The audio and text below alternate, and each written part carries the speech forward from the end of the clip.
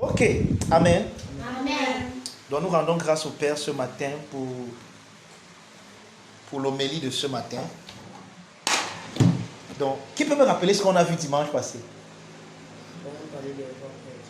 Oui, et qu'est-ce qu'on a dit des rois prêtres? Nous avons défini que Christ est celui qui en même temps roi et en même temps qui représentait dans son humanité le roi et toujours dans son corps la prêtrise, le sacerdoce.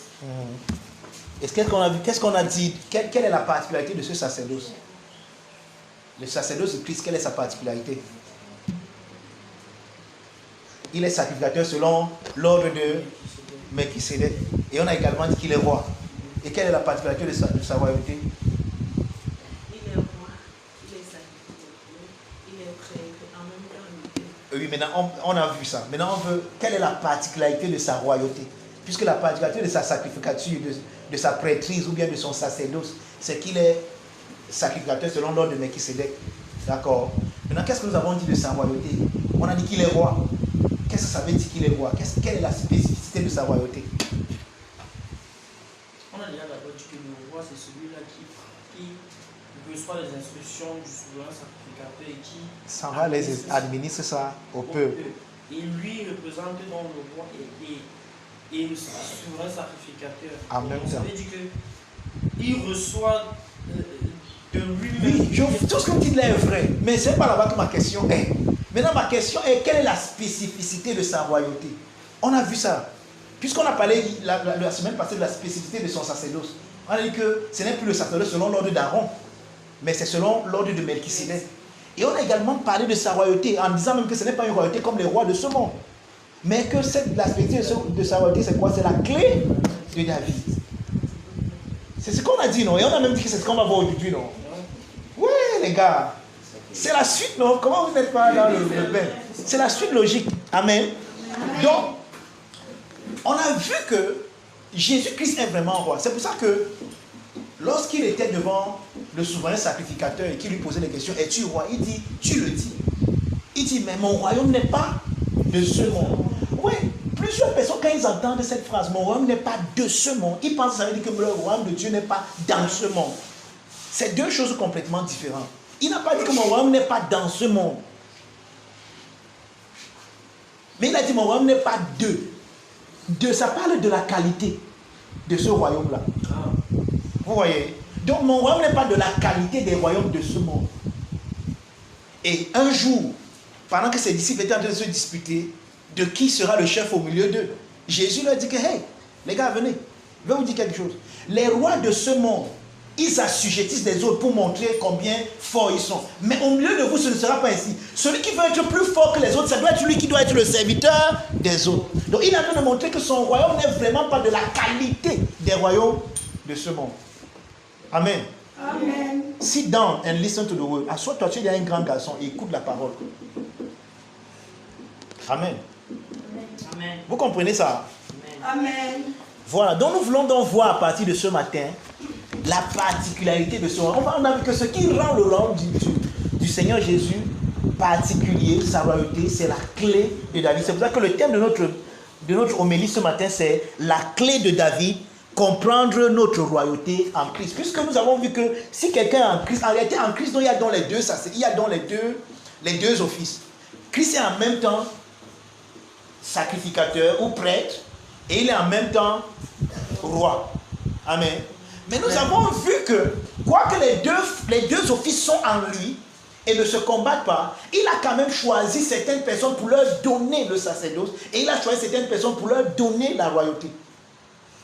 Et on a commencé à voir, par exemple, dans Ephésiens 4, la fois passée, on a vu que dans Ephésiens 4, quand il dit qu'il a donné les uns comme apôtres, c'est ceux-là qui ont reçu le mandat sacerdotal de Christ. Donc ce sont ceux qui exercent le mandat sacerdotal de Christ. Et tous les autres maintenant pour qui il a choisi ceux-là, ce sont ceux qui exercent le ministère royal. Maintenant, est-ce que ça veut dire que les autres ne sont pas aussi rois, ou bien ceux qui exercent le sacerdoce d'une manière ou d'une autre ne sont pas rois? En réalité, si on veut fonctionner normalement comme l'Église devrait fonctionner, ceux qui exercent le sacerdoce doivent rester à leur place, et ceux qui exercent la royauté rester à leur place. Et quand chacun joue son rôle à sa place, le corps va fonctionner dans la perfection. Amen. Quelqu'un me comprend? Amen. Suivez-moi très bien, le message d'aujourd'hui sera un peu très dense. On va beaucoup lire.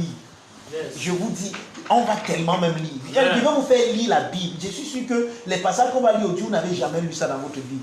Vous allez lire votre Bible aujourd'hui. Yes. Hein? You gonna go read them today. Moi, j'ai grandi en Banga, donc vous connaissez bien. Si vous connaissez la Piro, vous savez que le pidgin, c'est là-bas que c'est né. Vous n'avez pas read. Amen. Amen. En ligne, vous êtes là. Yes. Vous allez sauf que lire.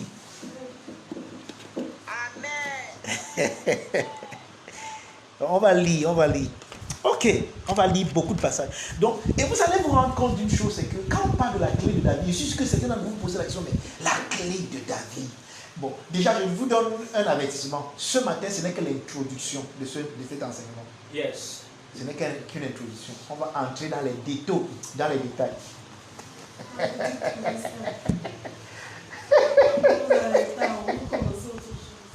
On va entrer dans les détails la semaine prochaine. Amen. Amen. Ok. Donc, par exemple, je me suis rendu compte qu'on ne peut pas parler de la clé de David sans parler de David lui-même, sans voir le personnage qui est David. Amen. Amen. C'est pour ça que j'ai dit que ce n'est qu'une introduction, parce qu'en fait, il faut qu'on voie David et qu'on voie ce qui était la clé dans sa vie. Mais non, vous savez, chaque fois que je veux vous enseigner, je vous donne d'abord l'importance de mon enseignement, pour que vous voyez combien c'est important. Vous savez, quand vous lisez le prologue de l'évangile de Jean, on nous dit, au commencement était la parole, après on dit que la parole a été faite chez elle, elle a habité parmi nous. Elle est venue chez les siens, et les siens ne l'ont pas reçue. On se pose mille questions, mais comment? Ce sont les siens, mais pourquoi ils ne l'ont pas reçu? Justement, et vous allez vous rendre compte que ce qui a fait que les Juifs ratent de reconnaître Jésus comme étant le Messie, c'est parce qu'ils n'avaient pas la clé de David. Amen. Donc je vous montre combien la clé de David est importante. Ça veut dire quoi? Même toi qui n'as pas la clé de David, si tu ne comprends pas la clé de David, tu ne comprendras pas les secrets de ta royauté et tu rateras d'être le roi que Dieu a fait de toi dans ce monde. Amen. Voilà combien important est mon enseignement ce matin. Oui, c'est une manière d'enseigner. C'est-à-dire que tu actives en fait, j'ai un peu fait A à l'école. Et on disait que quand tu veux, quand tu énonces comment on faisait encore l'introduction était composée de 3 parties, n'est-ce pas? Non. Oui. L'introduction, amener le sujet. Ramener le sujet. Et la conclusion. Non, ramener le sujet. Énoncer le plan. La problématique. Voilà. Donc c'est une technique que je fais là depuis dimanche passé. C'est-à-dire que pour attirer votre attention, je vous dis l'importance, je vous donne l'importance de mon sujet. C'est-à-dire, voici combien important. C'est-à-dire que si quelqu'un était venu là et que tu n'as la paix, la Bible, ça ne m'intéresse pas. Je suis en train de dire que les Juifs ont raté Jésus, ont raté leur Messie parce qu'ils n'ont pas compris la clé de la vie. Yes. Et que certains chrétiens aujourd'hui sont en train de passer à côté de la royauté simplement parce qu'ils n'ont pas compris la clé de David. Donc voilà combien la clé de David dont nous parlons ce matin est importante. Est-ce que c'est important pour toi? Amen. Amen. C'est important, hein? Amen. Ok, donc, vous savez, avant même de commencer à parler de David, bon, si vous voulez, pour ceux qui écrivent, le thème de mon message est tiré de l'Apocalypse 3, verset 7. Mais on va lire ça après. Donc ça, c'est le thème du message. C'est tiré de l'Apocalypse 3, verset 7. Mais bien avant David, je veux qu'on aille... Vous savez, moi, j'aime trop aller dans les commencements des choses. J'aime aller là où les choses commencent. Il y a une prophétie de Jacob dans Genèse chapitre 49. Quand vous lisez Genèse chapitre 49, vous allez vous rendre compte que Jacob, avant de mourir, était en train de bénir ses enfants. Genèse 49. D'accord? Jacob, avant de mourir, est en train de bénir ses enfants. Suivez les gars, suivez. Suivez. Vous êtes en présentiel, donc c'est vous que je vois. Je ne vois pas ceux qui sont en ligne. Vous, au moins, je vous vois. Si vous êtes distrait, ça me fait bizarre. Donc, Jacob est en train de bénir ses enfants. Et quand il arrive sur Judas, qui est son 4e fils, il lui dit quelque chose. Et c'est important de commencer par là. Il lui dit, le sceptre ne s'éloignera point de Judas, ni le bâton souverain d'entre ses pieds, jusqu'à ce que vienne le Shiloh, et que les peuples lui obéissent. Voilà ce que Jacob dit à Judas. Amen. Et dès cet instant, nous voyons que de tous les enfants de Jacob, qui étaient 12, Jacob donne le bâton de commandement à Judas. Parce que Judas va devenir tout de suite, puisque les 12 enfants de Jacob des 12 enfants de Jacob naîtront ce qu'on appelle les 12 tribus d'Israël. Donc Jacob, le père de tous ces 12 enfants, donne le bâton de la royauté à Judas. Et pour votre gouverne, ça a toujours été ainsi. Judas a reçu le bâton. Donc, quand il dit jusqu'à ce que vient le Shiloh, moi je ne vais pas entrer dans les détails. Je sais qu'il y a cette chanson, vous aimez, tu vois, Shiloh, inscrit ton nom dans mon esprit. Je n'ai pas le temps d'enseigner sur Shiloh ce matin. Donc, le sceptre, c'est le bâton du commandement. Selon cette prophétie de Jacob, le sceptre devait revenir ou bien rester à Judas jusqu'à la venue du Shiloh, jusqu'à la venue du Messie. Donc, qui devait commander pour les 12 tribus d'Israël? D'où devait venir la royauté de Judas? C'est ça. Pourquoi vous me regardez comme ça et vous là? C'est bon? Est-ce que vous comprenez? Étant attentif, répondez. C'est une communication. Si vous ne comprenez pas, je vais encore expliquer. Est-ce que c'est bon jusque-là? Donc la royauté devait devenir à Judas. Ça, c'est la prophétie de Jacob. Dans Genèse 49, verset 10. Amen. Amen. Maintenant, le Shiloh, il ça parle de notre Seigneur Jésus-Christ. C'est lui le Shiloh. Il dit qu'avant jusqu'à ce que le Shiloh ne vienne. Pourquoi? Parce que quand le Shiloh vient, quand Jésus-Christ vient, la royauté n'est plus dans une tribu, puisque de toutes les tribus, il les rassemble en une seule personne. Parce que lui, il ne vient pas seulement amener la royauté à David, à Judas. Donc, aujourd'hui, pour être roi, je n'ai pas besoin d'appartenir à la tribu de Judas. Parce que quand le Shiloh est venu, il devait maintenant ramener la royauté, non plus seulement à Judas, mais à tous les hommes qui sont inclus dans son humanité. Amen. C'est pour ça qu'on a vu la semaine passée qu'il est en même temps sacrificateur et il est en même temps roi. Et sa royauté, c'est une royauté qui englobe et inclut tous les hommes. Donc aujourd'hui, je n'ai plus besoin d'être de Judas pour être roi. En Christ, je suis roi. Amen. Je veux que tu le dises avec moi. Amen. Amen. Maintenant, regardez, lisons un peu Luc chapitre 1, verset 32. Qu'est-ce qu'on a dit à Marie dans Luc chapitre 1, verset 32? Je vous ai dit qu'on va beaucoup lire aujourd'hui, non? Amen. J'ai dit ça. Yes. Ok. Luc 1, 32, il dit, je vais lire à partir du verset 31. Et voici, tu deviendras enceinte et tu enfanteras un fils. Et tu lui donneras le nom de Jésus. Il sera grand et sera appelé fils du Très-Haut.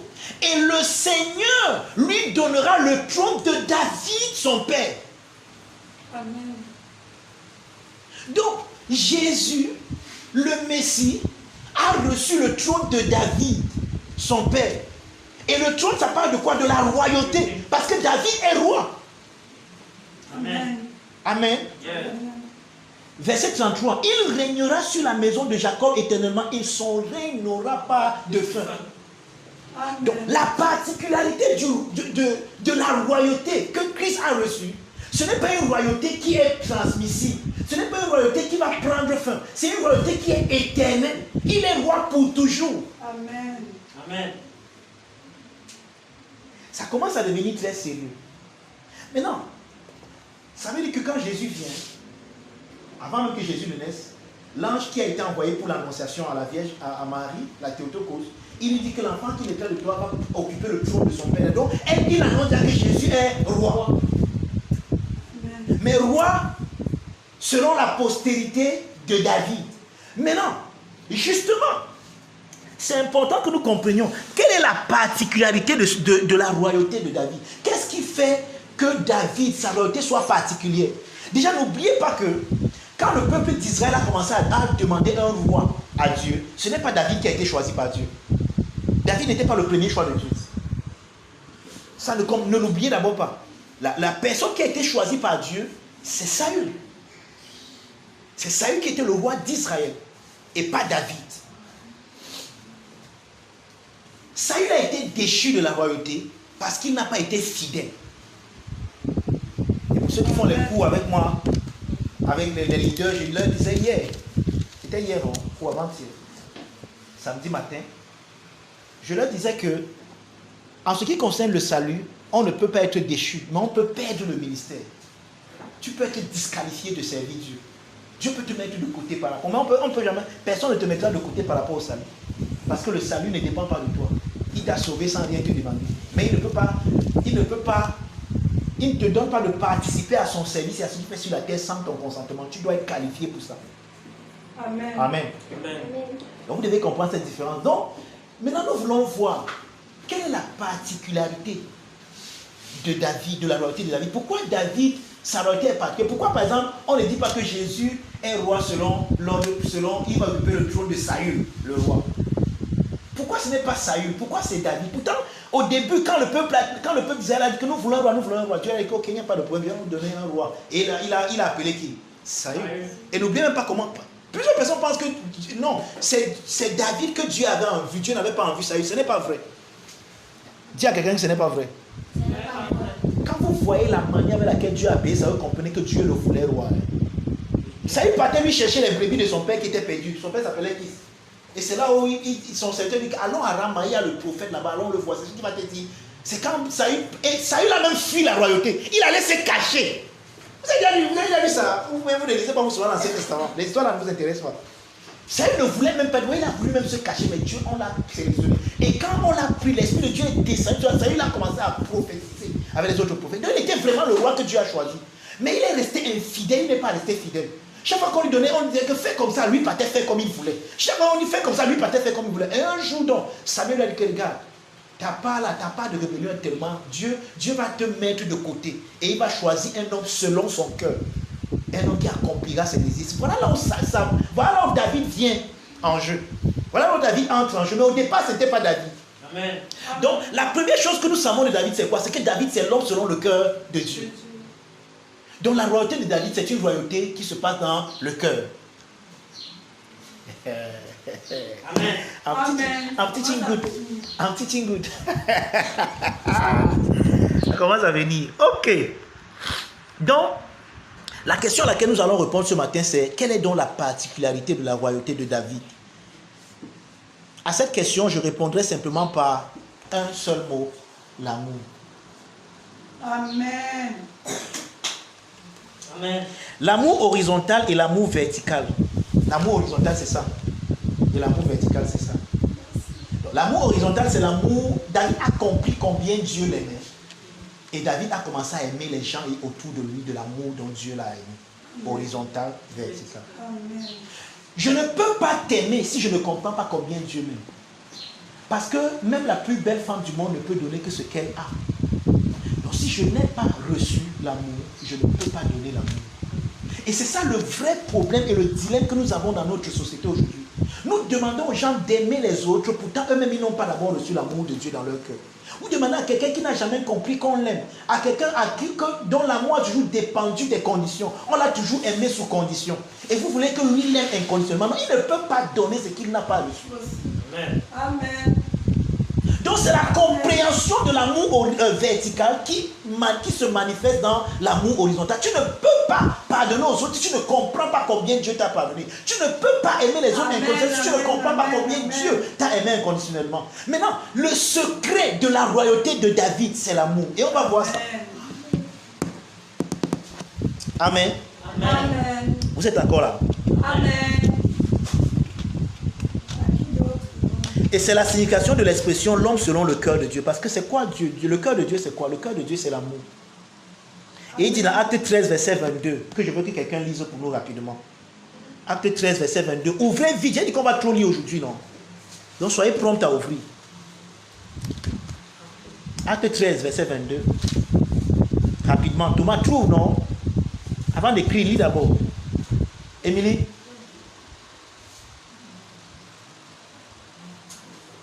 Tu viens à l'église, tu oublies ta Bible. Ça, c'est un péché. Tu as manqué le but. Acte 13, verset 22. Personne n'a trouvé en ligne pour lire pour nous. En présentiel ici, c'est les bébés, ils sont encore en train d'ouvrir. Ils ne savent même pas là où Acte se trouve.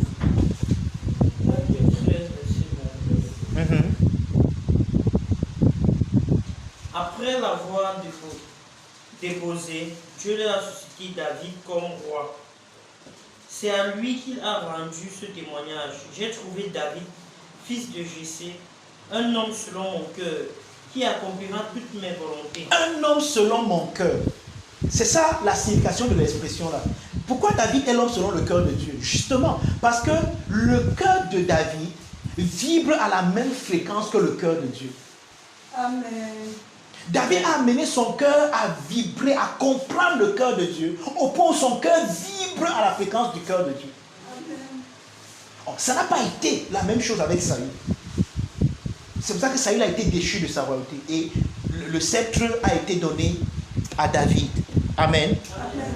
Donc, David, ce que nous savons de lui, c'est qu'il est un homme selon le cœur de Dieu. Et un homme selon le cœur de Dieu, c'est un homme dont les désirs de son cœur sont consubstantiels aux désirs du cœur de Dieu. Un homme dont la volonté du cœur est consubstantielle à la volonté du cœur de Dieu. Donc, un homme dont le cœur est après les choses de Dieu et non à autre chose.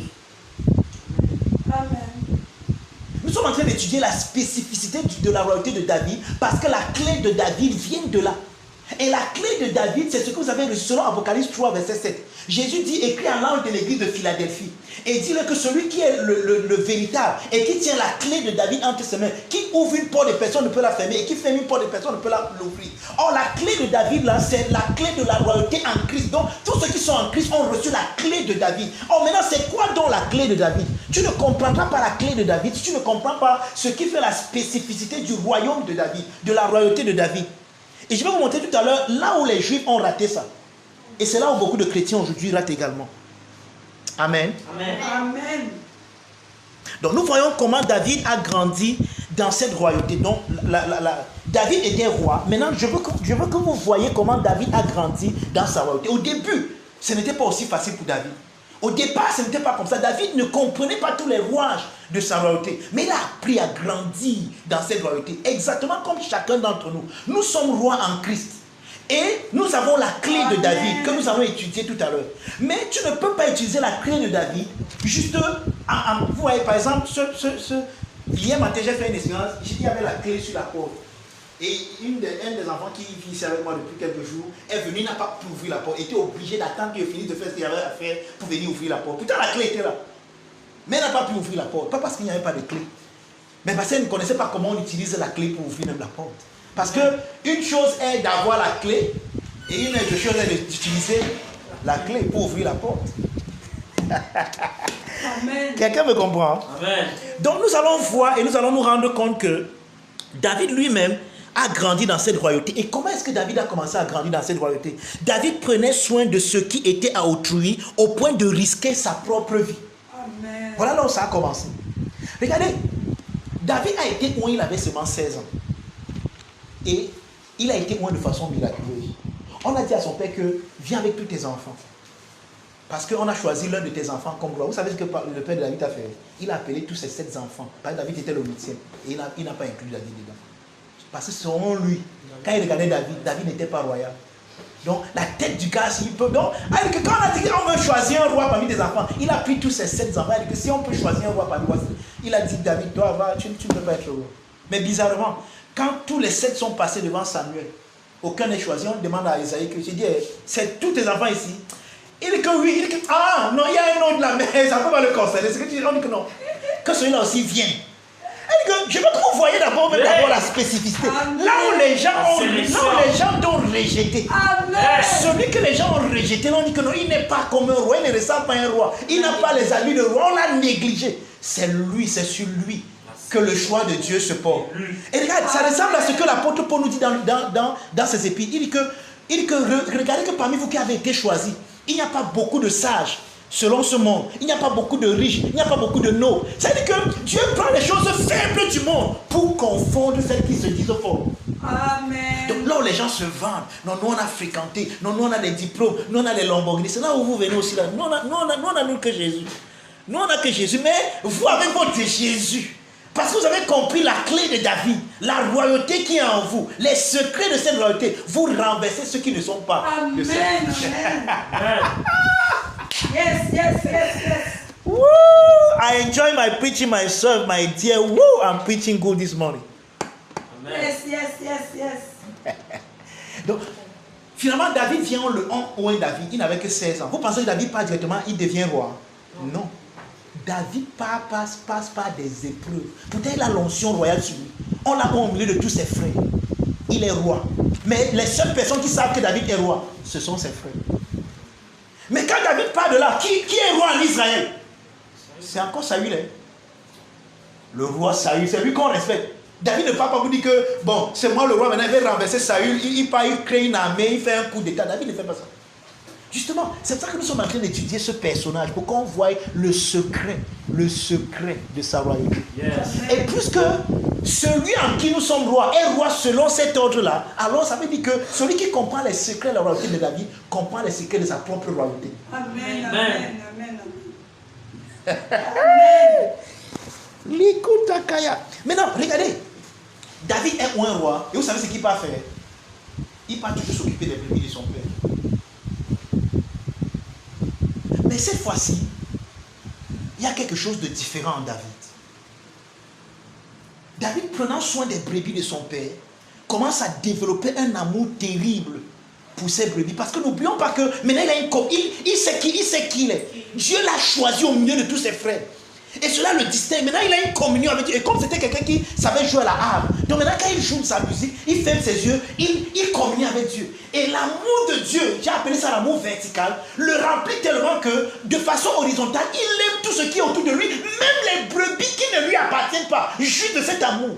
Amen. Il y a une telle harmonie entre David et les brebis au point où quand un lion, Yes. Lion. quand un lion vient et prend une brebis, normalement David devait fuir et dire qu'il prend les autres brebis, aller les sécuriser. Non, c'est pas ce que David fait. David, quand un lion veut prendre sa brebis, David met les autres brebis en sécurité et il s'en va. Il poursuit le lion.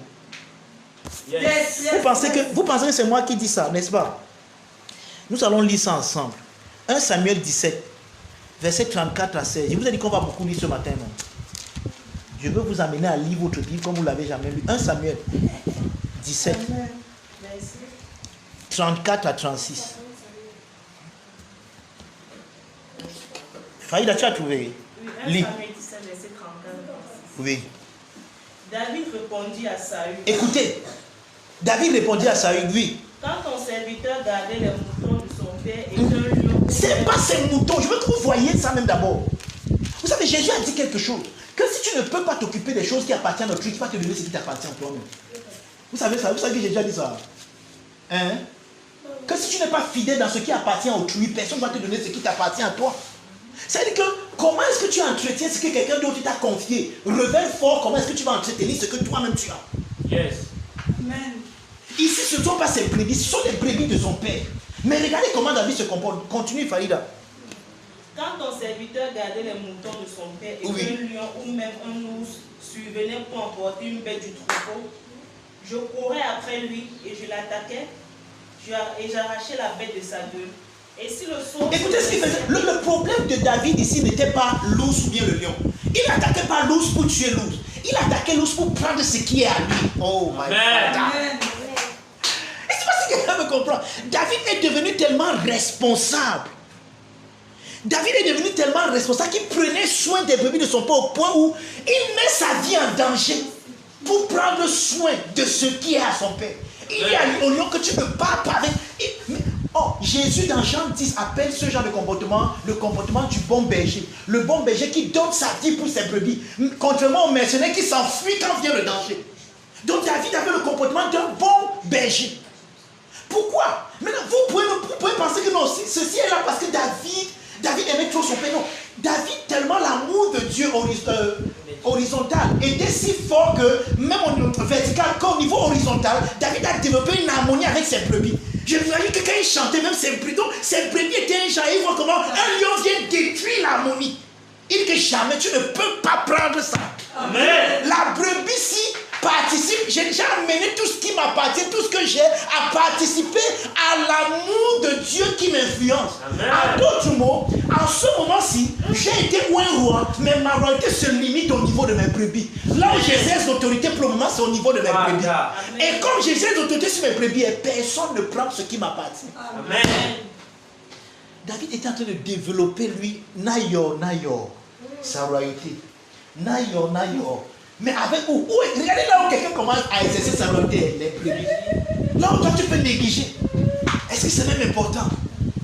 On va dire que frère, viens balayer l'église. Ah, dis donc, balayer l'église. Moi, je suis un roi. Ça commence là-bas. Balayer avec fidélité. Amen. Fais ça fidèlement. Et tu seras promu. David est moins roi, mais il ne commence pas à diriger le peuple, il commence à diriger les brebis. Et comment il dirige les brebis va l'amener très haut. Yes. Amen. Continue, il dit quoi maintenant? Mais quand le lion maintenant se tourne pour l'attaquer, il fait comment?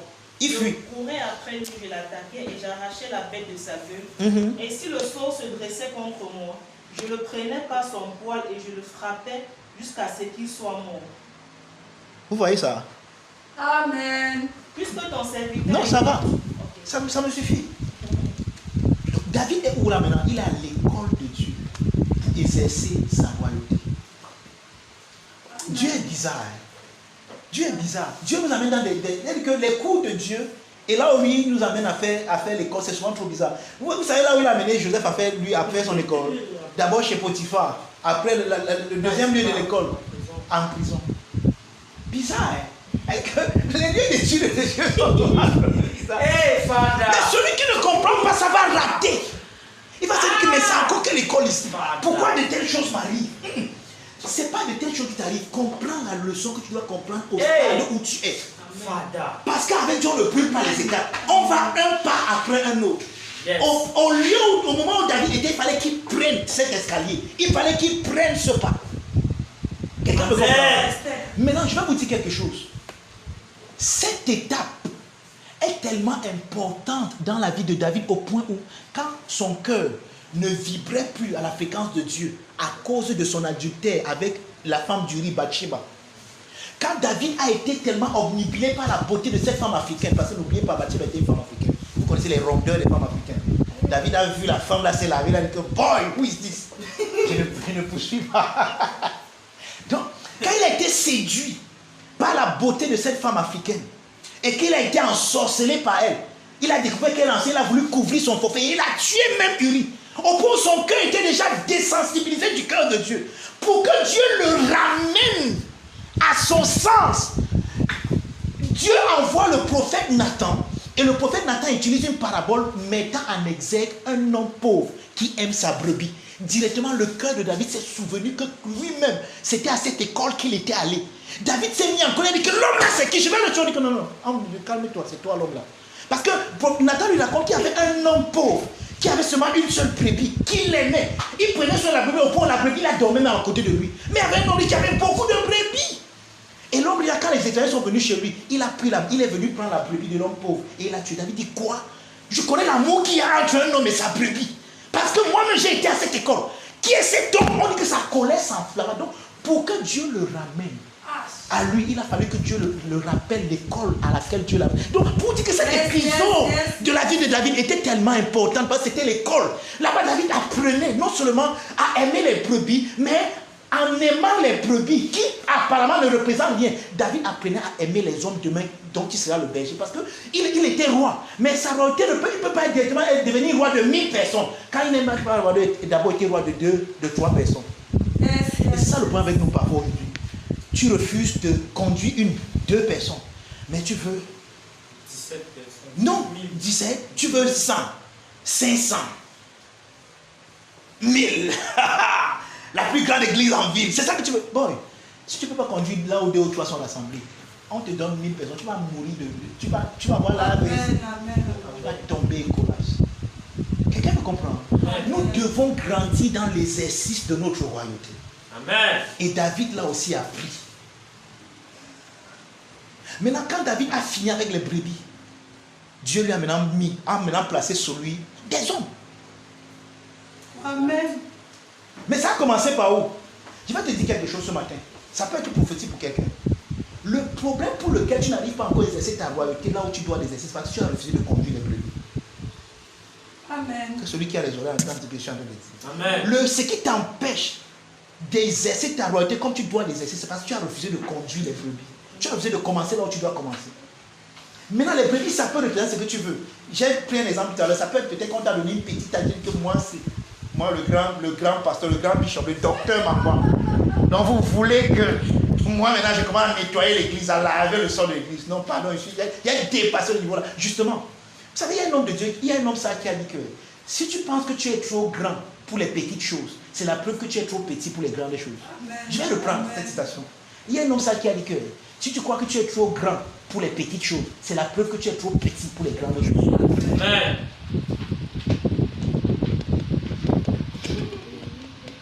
Quelqu'un me comprend? Amen. Donc, après l'épisode des brebis, Dieu présente David au monde avec l'épisode de Goliath. Et vous savez comment David a fait pour gagner Goliath? David a utilisé les mêmes leçons qu'il a utilisées lorsqu'il était avec ses brebis. Et c'est même ce qu'il disait à Saül ici dans le texte qu'on vient. Il dit à Saül que quand Saül même le voit, Saül dit que tu vas aller combattre, tu vas dire que oui, tu es encore petit. Il dit que regarde, je suis petit, mais attends, je vais te dire, je vais te donner mon CV. Tu vois, David donne son CV spirituel. Il dit que le type que tu vois là, moi si tu vois, il a tué le lion. Saül le regarde encore bien. Toi, tu as tué le lion. Il dit que oui, et même l'ours. Il dit que mais je n'ai pas tué le lion parce que je ne suis pas allé en forêt commencer à attaquer les lions et les tuer. Non, je n'ai aucun problème avec le lion. Mais si le lion vient me provoquer en touchant ce que l'amour de Dieu aime, j'aime que je suis plus fort que le lion là. Or, la situation qui se passe, c'est quoi? C'est que Goliath se levait contre le peuple de Dieu, en insultant le peuple de Dieu et en faisant comme s'il n'y a pas un Dieu en Israël. Quand David voit ça, David est fâché, il dit que non, je connais la relation horizontale, mais verticalement donner quelque chose sur la relation horizontale. Le type, si je peux en découdre, parce que aussi longtemps que ma relation verticale est à l'aise, horizontalement, il n'y a personne qui peut m'atteindre. Si j'ai tué le lion, j'ai tué l'ours, le type, si c'est qui? Amen. C'est pour dire quoi? David a grandi dans l'autorité de sa royauté. Ouais, il y a des gens qui... Tu as mal à la tête, tu n'as même pas encore prié pour la migraine. Mais tu veux aller prier pour les gens qui ont les cancers. Tu veux dire aller prier pour les gens qui ont, on appelle ça comment, la lèpre. Non frère, regarde. Si je ne peux pas sauter et monter sur la chaise ici, et que je vous dis que je peux sauter et monter sur la table, vous allez me croire.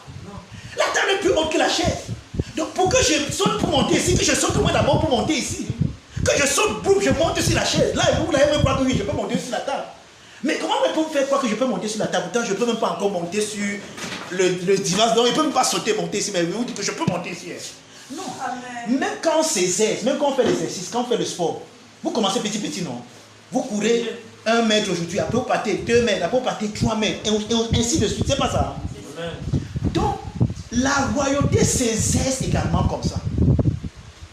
David ne pouvait pas aller affronter Goliath s'il n'avait pas déjà affronté le lion et l'ours.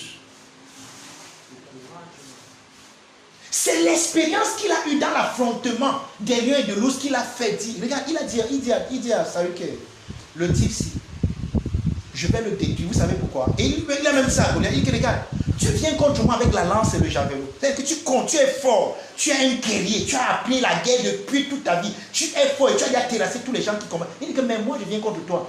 Au nom de l'Éternel des armées, le Dieu d'Israël que tu as insulté. Il dit, David dit que je vais couper ta tête de dessus ton cou. Et je vais donner ça en pâture aux oiseaux du ciel. Et je vais te prouver à toi et à tous tes gens qu'il y a un Dieu en Israël. Voilà les mobiles du combat. Donc David n'a jamais combattu personne pour aller prouver quelque chose. Mais David combattait tous ceux qui voulaient vilipender le nom de Dieu. Amen. Amen. Amen. Amen. Votre amen là est trop petit pour moi. Amen.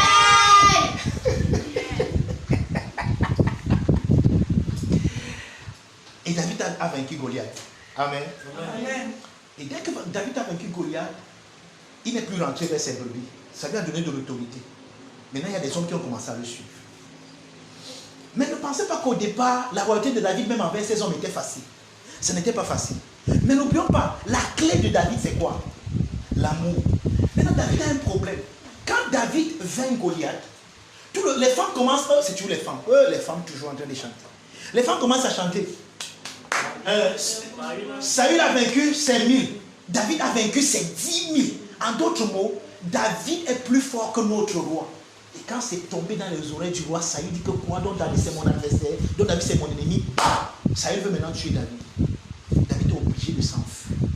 David est obligé de devenir, on appelle ça en politique comment? Un exilé politique. Hein maman? Oui, sans domicile, SDF. David est devenu un SDF, un sans domicile fixe. Maintenant, je suis sûr que si c'est vous, vous allez vous dire que même mon frère, je fuis même qui? C'est moi le roi. Et vous allez arranger les gens et aller combattre Saül. Si c'est quelqu'un, voilà comment ça devait se passer normalement. Et David avait raison, parce que c'est lui qui est loin.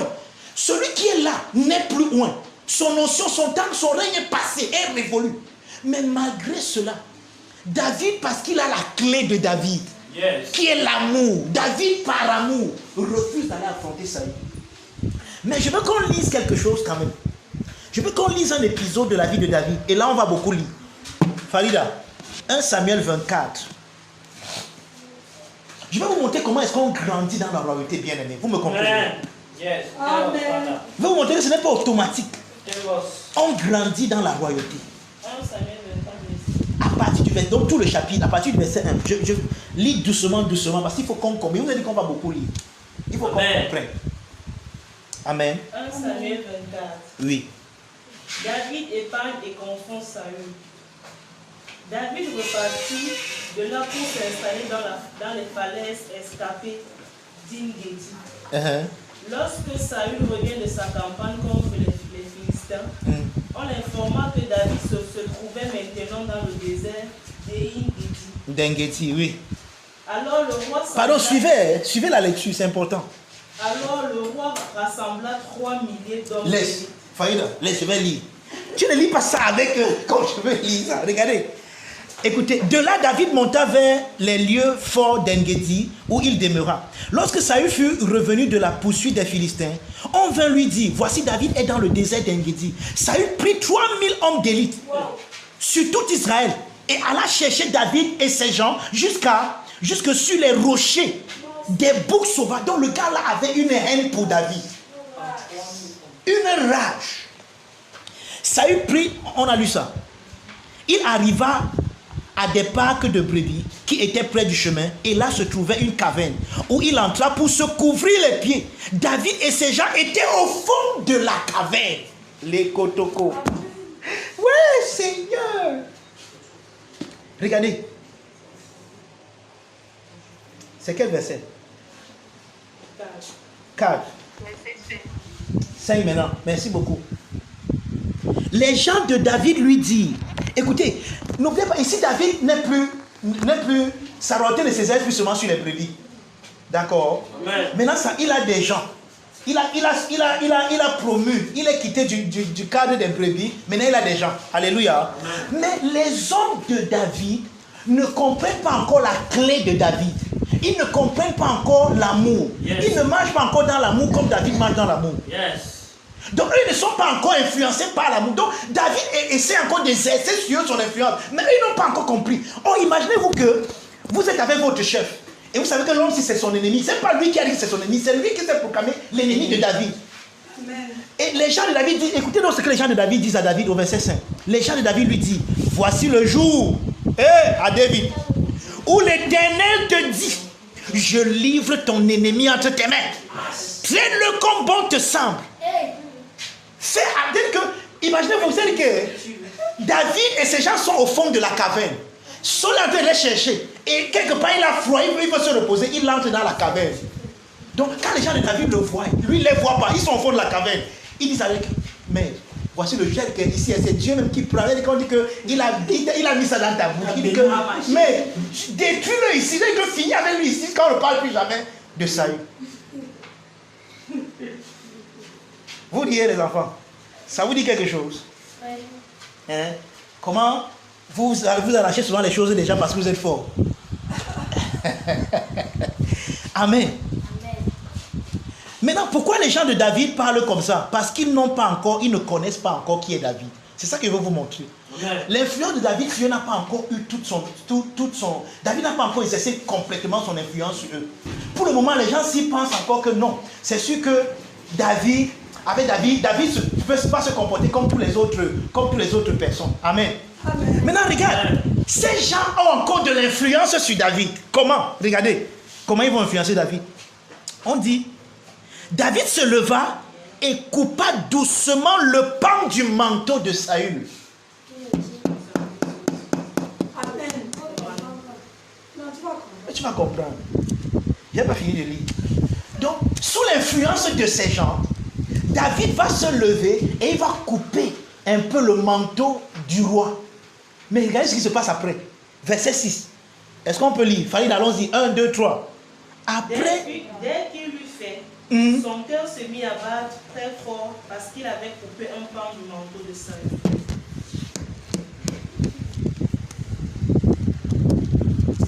C'est là où vous comprenez que David ne voulait pas le faire. Mais sous l'influence de ces gens, il le fait quand même. Mais quand il le fait, son cœur dit que c'est pas ça, tu ne devrais pas faire ça. Écoutez comment David va maintenant répondre. Et il dit à ces gens, que l'Éternel me garde de commettre contre mon Seigneur. Écoutez comment David appelle Saül, qui passe toute sa vie à le poursuivre et à vouloir le tuer. C'est ça la clé de David, c'est ce petit truc-ci que les gens ne voient pas.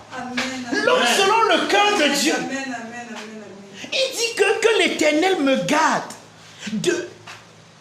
de commettre contre mon Seigneur. Loin de l'Éternel, une action telle que porter ma main sur lui, car il est loin de l'Éternel. Hé David, qu'est-ce que tu as compris que nous n'avons pas encore compris? Hé David, n'oubliez pas que David a été loin. Quand il avait 16 ans, on a vu ça tout à l'heure. David a été loin en lieu et place de Saül. Mais David n'a pas été loin par il a pris, il est allé discuter la place avec Saül. Il est resté à son poste. Exactement comme Joseph. Quand Joseph est devenu le souverain d'Égypte, il n'a pas pris ses chars et allé voir ses frères et dit allez, prosternez-vous par force. Il est resté à son poste. Et ils sont venus eux-mêmes le trouver là-bas. Amen. Amen. Amen.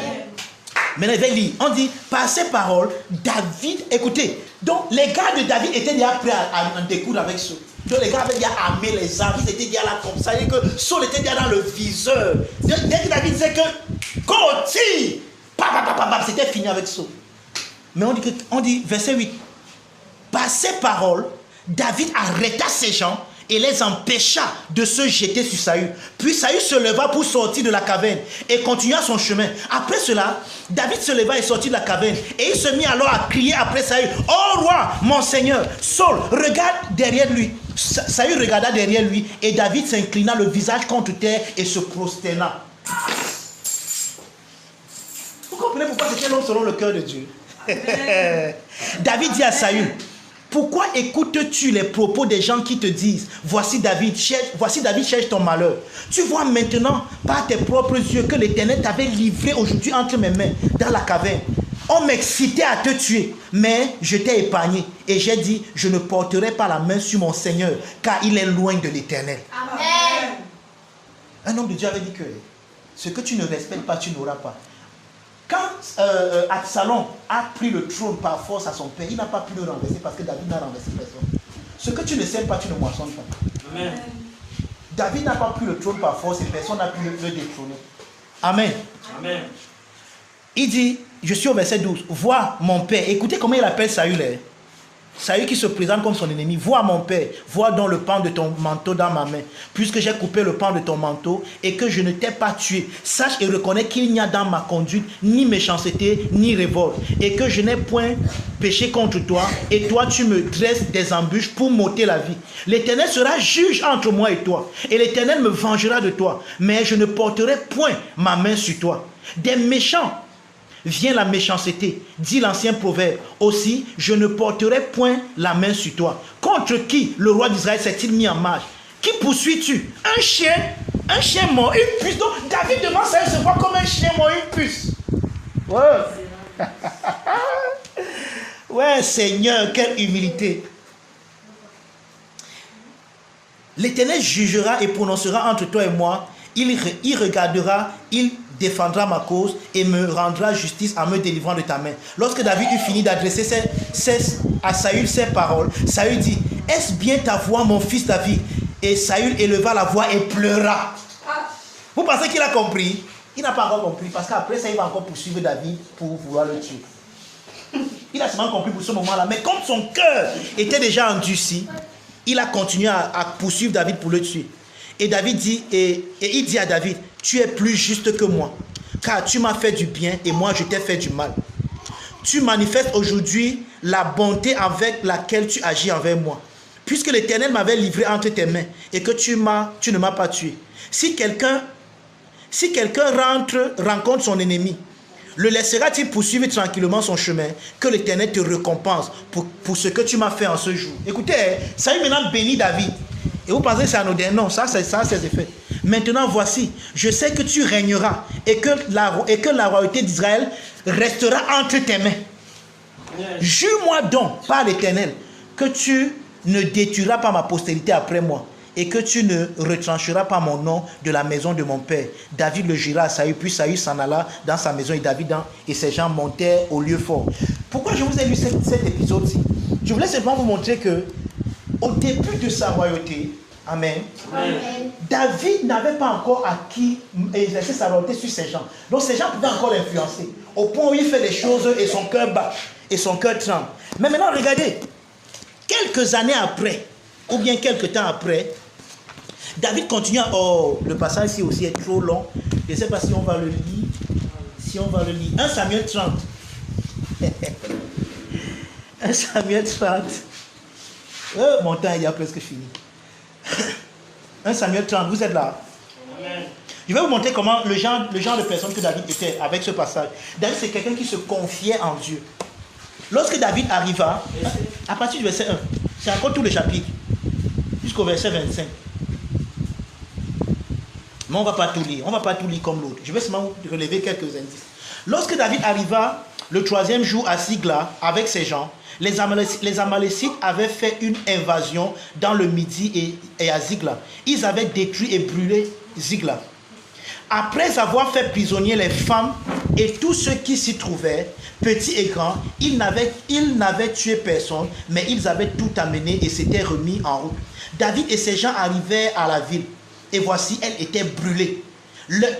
Et leurs femmes, et leurs fils et leurs filles étaient amenés captifs. Alors David et le peuple qui était avec lui élevèrent la voix et pleurèrent, jusqu'à ce qu'ils n'eussent plus la force de pleurer. Vous voyez David? Ici, David fait face à un problème, à un dilemme dans sa vie. David est prisonnier dans une ville. Non, il n'est pas prisonnier. En fait, David est exilé. C'est mieux parce qu'on a vu que c'est un homme qui s'exile. David est exilé dans une ville. Et finalement, un problème arrive dans la ville quand David n'est pas là. David et ses gens sont ailleurs et les gens viennent et prennent et pillent la ville. La ville s'appelait Zigla et on prend tout le monde, on les amène captifs. David et ses 2 femmes sont captifs. Toutes les choses que les gens ont. Et David, quand David arrive avec ses gens, les gars restent comme ça, toute la ville est brûlée, il n'y a plus rien. Vous imaginez, je veux un peu que vous imaginiez ça. Amen. Amen. On dit que David a pleuré au point où il n'avait plus la force de pleurer. On dit que les 2 femmes de David avaient été amenées. David fut dans une grande angoisse car le peuple parlait de le lapider. Vous savez que quand il y a un problème, celui qu'on appuie sur, c'est le chef, non? Hein? Et c'était lui le chef. Et il y avait un problème. On a pris toutes les femmes, on a pris toutes les choses des gens. Au lieu que tout le monde pleure, lui aussi pleure, parce que lui-même aussi, il a la paix dedans. Mais vous savez, celui qu'on veut lapider, c'est lui David. C'est lui qu'on veut lyncher. Je ne sais pas si c'est vous, ce que vous allez faire en ce moment-là. Mais c'est toujours ça, quand tu es chef, tous les problèmes, c'est toujours sur toi. Quand il y a un problème, c'est toi qu'on regarde. Et c'est normal, parce que c'est toi le chef. Alors, qu'est-ce que David... Je vais vous montrer ce que David a fait.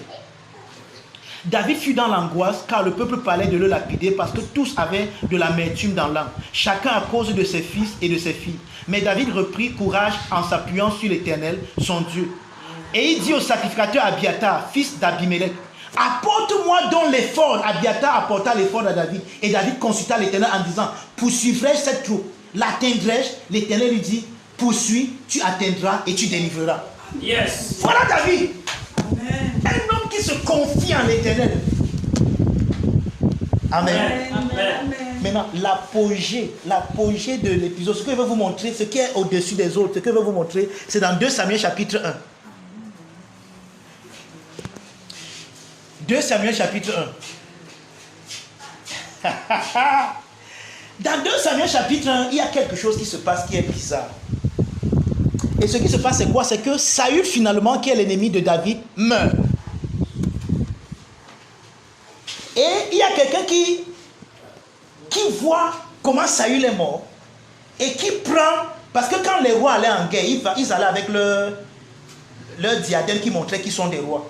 Alors il y a un Amalécite qui vient et qui prend les choses du roi Saül et qui s'en va donner ça à David. Et il pense que quand il va venir dire à David que voici les choses du roi, David va se réveiller et dire que oh, enfin mon ennemi est mort. Mais la chose bizarre qui se produit, c'est quoi? Et c'est ça que je vais vous montrer ici. On dit 2 Samuel 1 à partir du verset 1 jusqu'au verset 27. Pour ceux qui écrivent. Mais moi je ne vais pas lire, je ne vais pas tout lire, je vais seulement vous lire quelque chose. On dit, après la mort de Saül, David qui avait battu les Amalécites était depuis 2 jours à Ziklag. Donc David a ramené à Ziklag. Je vais vous dire quelque chose avant même de parler de ça. Vous savez, ce qui s'est produit à Ziklag, ça s'est produit à la fin du règne de Saül. Donc David était presque au bout du tunnel. Et c'est là où cette histoire s'est produite. Imaginez-vous si David avait pris une mauvaise décision. S'il n'avait pas consulté l'Éternel, imaginez-vous ce qui pouvait lui arriver.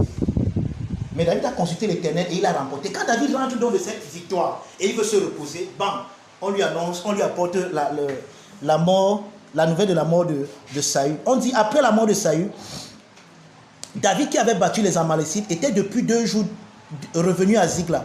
Le 3e jour, un homme arriva du camp de Saül, les vêtements déchirés et la tête couverte de terre. Lorsqu'il fut en présence de David, il se jeta par terre et se prosterna. David dit, d'où viens-tu? Et il lui répondit, je me suis sauvé du camp d'Israël. David lui dit, que s'est-il passé? Dis-moi donc. Et il répondit, le peuple s'est enfui du camp de bataille et un grand nombre d'hommes sont tombés et ont péri. Saül même et Jonathan son fils sont morts. David dit au jeune homme qui lui apportait ces nouvelles, comment sais-tu que Saül et Jonathan son fils sont morts?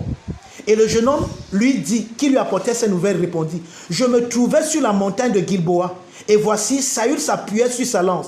Et voici, les chars et les cavaliers étaient près de l'atteindre. S'étant retourné, il m'aperçut et m'appela et me dit, et je dis, me voici. Il me dit, qui es-tu? Je lui répondis, je suis Amalécite. Et il dit, approche donc et donne-moi la mort, car je suis pris de vertige, quoique encore plein de vie. Je m'approchai de lui et je lui donnai la mort, sachant bien qu'il ne survivra pas de sa défaite. J'ai enlevé le diadème qui était sur sa tête et le bracelet qui était au bras, et je les apporte ici à mon Seigneur. David saisit ses vêtements et les déchira, et tous les hommes qui étaient auprès de lui firent de même. C'est ça que je voulais vous montrer. Regardez l'attitude de David. David apprend que Saül, qu'il a poursuivi toute sa vie comme son ennemi, est mort. Au lieu que David jubile, David déchire ses vêtements. Et dès que David déchire ses vêtements, tous ces gens également font la même chose que lui. Qu'est-ce qu'on remarque ici?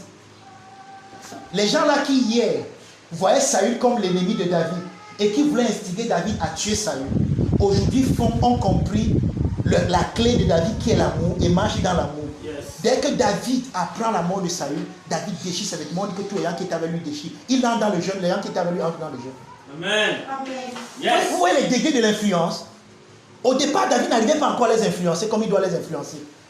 Mais maintenant, à ce niveau, c'est arrivé que non. Maintenant, David les influence déjà par tout ce qu'il fait. Ils font exactement comme ça. C'est même plus eux qui dictent à David. Donc au départ, quand tu commences à diriger, parfois quand les gens ne comprennent pas encore, ça arrive encore comme ça arrivé à la caverne. Les gens peuvent te pousser à déchirer le vêtement de quelqu'un, mais ton cœur n'y est pas. Et ce que Dieu regarde, c'est le cœur. Parce que n'oublions pas, on a vu que la clé de David, bien la royauté de David, c'est une royauté d'amour dans le cœur. Et David a réussi à influencer le cœur de ces gens. Au point où... Maintenant, ce que je veux que vous regardiez, peut-être c'est même à partir de là que je vais m'arrêter. Il y avait encore tellement de choses à dire ce matin. Mais certainement, c'est à ce niveau que je vais m'arrêter. On va continuer dimanche prochain. Ce que vous voyez, c'est quoi? C'est l'attitude de David. Et c'est cette royauté-là dans laquelle nous sommes. David a commencé sa royauté à l'école de quoi? Des brebis. Après l'école des brebis, Dieu lui donne des hommes. Mais les hommes là ne le comprennent pas encore. Les hommes là ont encore une petite influence sur lui.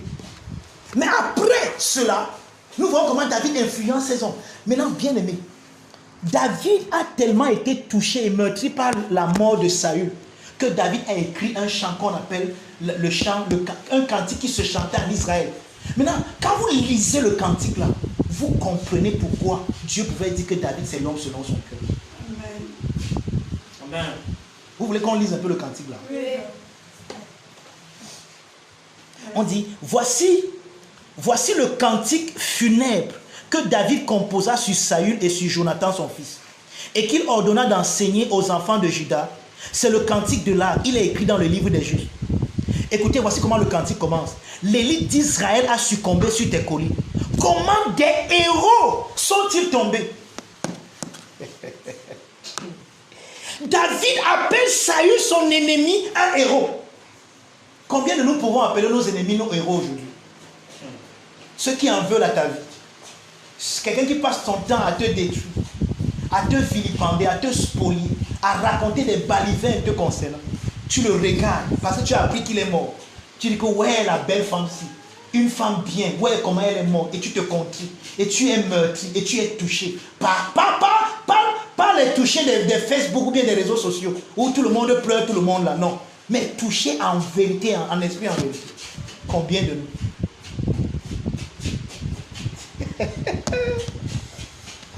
David appelle Saül des héros. Écoutez, voici la partie qui m'intéresse et me plaît beaucoup. Il dit, ne l'annoncez point dans Gath. Ne publiez pas les nouvelles dans les rues d'Ascalon. Pourquoi? De peur que les filles des Philistins ne se réjouissent, de peur que les filles des incirconcis ne triomphent. Donc David dit que n'annoncez pas la nouvelle de la mort de Saül là où les gens ne connaissent pas Dieu. Parce que ces gens-là vont se moquer, ils vont dire que mais ça c'est les gens-là qui nous ont vaincus, ils disaient que Dieu avait eux. Donc le roi là aussi est mort comme ça. Et où était son Dieu? Mais vous savez ce que nous faisons aujourd'hui? C'est nous qui prenons le nom des pasteurs, de nos frères en Christ, au bénétariat du quartier. Et on s'assoit et on commence à faire les commentaires avec les noms des frères en Christ. Vous voyez le frère là, il a fait ci, il a fait ça. Mais ce que tu oublies, c'est que si on se moque de ce frère demain, on sait que c'est ton frère en Christ. Si ce qu'on dit de lui, on va dire ça de toi. Ce qu'on dit de lui, on va dire ça de toi. Donc en amenant, David dit ne publiez pas les nouvelles dans les rues d'Ascalon, de peur que les filles des Philistins ne se réjouissent, de peur que les filles des incirconcis ne triomphent. Il dit, montagne de Giboa, qu'il n'y ait sur vous ni rosée ni pluie, ni champ qui donne des prémices pour les offrandes, car là ont été jetés les bouquets des héros. Il dit, devant le sang des blessés, devant la graisse des plus vaillants, l'arc de Jonathan n'a jamais reculé. L'épée de Saül ne retenait point à vie. Saül et Jonathan, aimables et chéris pendant leur vie, n'ont point été séparés de leur mort, étant plus légers que les aigles, étant plus forts que les lions. Vous entendez les éloges que David fait de Saül et de Jonathan. Amen. Un homme qui a passé toute sa vie à te poursuivre, à vouloir te tuer. Imaginez-vous ce que tu peux dire de lui.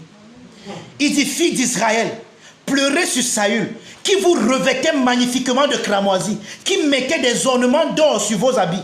Comment des héros sont-ils tombés au milieu du combat? Comment Jonathan a-t-il succombé sur tes collines? Je suis dans la douleur à cause de toi, Jonathan, mon frère. Comment des héros sont-ils tombés? Et David finit, bien aimé, ce cantique en appelant Saül et son fils Jonathan des héros. Et lorsque nous parlons donc, bien aimé, lorsque nous parlons donc de la clé de David, nous parlons de ce secret. Le secret de David, c'est qu'il a marché par amour. Il a aimé même ceux qui se présentaient comme ses ennemis. Et lorsque nous parlons donc de la clé de David, bien aimé, nous parlons de cet amour-là. Amen. Amen. Donc ce qu'on va faire la semaine prochaine, c'est qu'on va maintenant étudier vraiment la clé de David en profondeur. Maintenant, si le temps permet, je veux qu'on lise un autre passage. Amen. Amen. Matthieu 21. Lisons ce passage, c'est important qu'on finisse avec ça. On va lire deux autres passages pour finir. Matthieu 21 et Luc 19.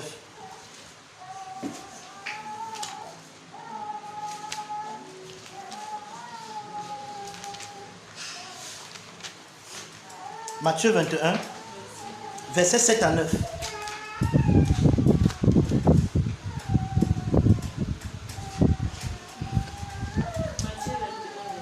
Oui, Farid, parle un peu fort, s'il te plaît, pour que ceux qui sont Une grande foule de gens étendirent leurs manteaux sur le chemin. D'autres coupèrent des branches aux arbres et enjonchèrent le chemin. Et toute la foule, de la tête à la fin du cortège, criait « Hosanna au fils de David, béni soit celui qui vient au nom du Seigneur. » Hosanna qui? Au fils de David, Béni soit celui qui vient. au nom du Seigneur. Maintenant, regardez, je vous ai dit dans l'introduction de mon propos que je vais vous montrer pourquoi les Juifs n'ont pas reçu Jésus comme le fils de David, n'est-ce pas? Eux, quand ils voyaient Jésus comme le fils de David ou bien comme roi, eux, ils définissaient sa royauté comment? Regardez, maintenant, quand David a fini avec toutes ses épreuves, avec l'école, et qu'il est devenu roi d'Israël. Vous savez ce qui s'est passé? David, par amour, a conquis tous les ennemis d'Israël et il a amené Israël dans le repos.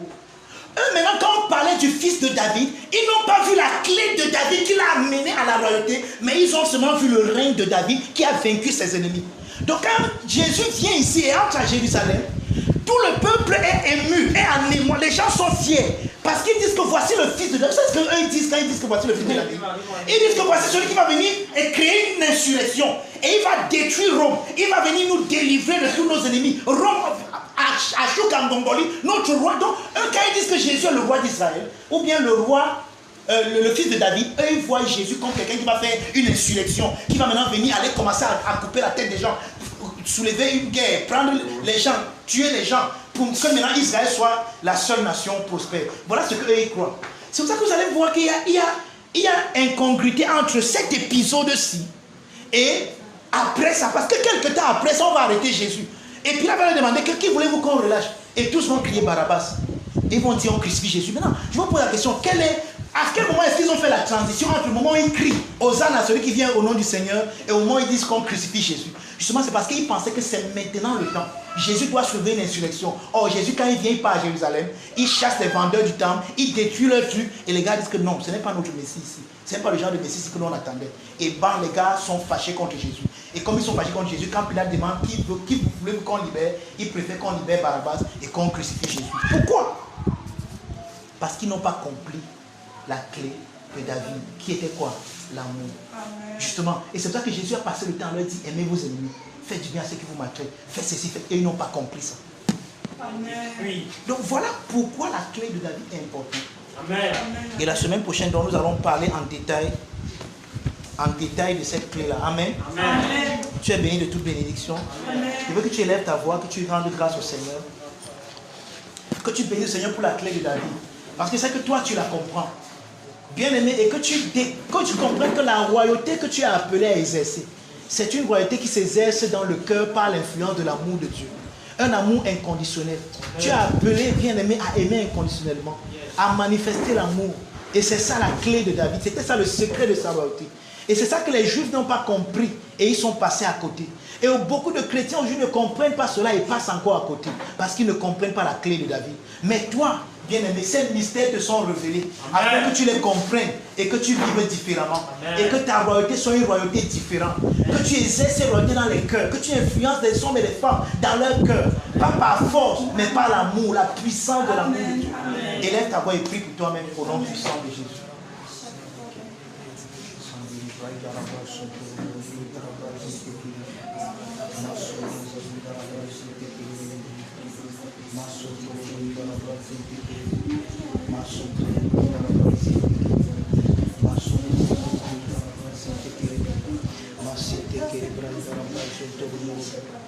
Santa Yabara Brazil Tekiribe, Libra Kazoto, Morobe, Brazil Tekiribe, Libro Soto, Morobe, Brazil Tekiribe, Makazoto, Morobe, Brazil Tekiribe, Mazoto, Morobe, Brazil Tekiribe, Mazin Tekiribe, Aradozoto, Morobe, Brazil. Père, nous voulons te rendre grâce et te dire merci ce matin. Merci Seigneur pour cet enseignement. Merci Seigneur parce que nous comprenons les prérogatives de notre royauté. Seigneur, la royauté qui est exercée selon la clé de David. Et nous avons vu que la clé de David, Seigneur, c'est cet amour magnifique que David a manifesté même pour Saül qui se comportait comme son ennemi. Nous voulons te rendre grâce, Seigneur, pour cet amour que David a manifesté pour les brebis de son père. Et Seigneur, par cet amour, tu l'as instruit à aimer, Seigneur, comme tu aimes. Et nous prions ce matin, Père, pour chacun de nous, afin que tu nous donnes de marcher dans cet amour, de révéler cet amour, de manifester cet amour. Amen. Seigneur, c'est dans cet amour que se trouve le secret de notre royauté. C'est dans cet amour que nous allons toucher le cœur des hommes. C'est dans cet amour que nous allons exercer l'influence sur le cœur des hommes. Ce n'est pas une influence, Seigneur, de tuer les autres. Ce n'est pas une influence de marginaliser les autres, mais c'est une influence d'aimer les autres, même ceux qui nous détestent. Père, nous prions ce matin pour chacun de nous. Je prie pour moi-même, je prie pour mon cœur, je prie pour mon frère, afin que, Seigneur, nos cœurs soient imbibés, trempés de ton amour, afin que le secret, Seigneur, la clé de David, Seigneur, nous soit octroyé ce matin, afin que nous ouvrions cette porte, Seigneur, qui va amener plusieurs à comprendre, Seigneur, que tu règnes et que tu habites en nous. Nous te rendons grâce et nous te disons merci. Merci, Seigneur, pour la clé de David. Merci parce que nous allons la révéler dans ce monde. et que nous serons les hommes selon ton cœur. Seigneur, des hommes qui révèlent ta volonté. Des hommes dont le cœur, Seigneur, vibre, Seigneur, à la même fréquence que le tien. Des hommes, Seigneur, qui se laissent influencer par ton dessein. Des hommes qui se laissent influencer, Seigneur, par ce que tu fais. Et qui participent grandement, Seigneur, à ton œuvre. Nous te rendons grâce et nous te disons merci. Béni sois-tu, Père, au nom merveilleux de Jésus. Amen. Amen. Amen. Amen. Donc nous allons passer par les dons d'amour rapidement. Merci à tous ceux qui sont en ligne et qui sont restés.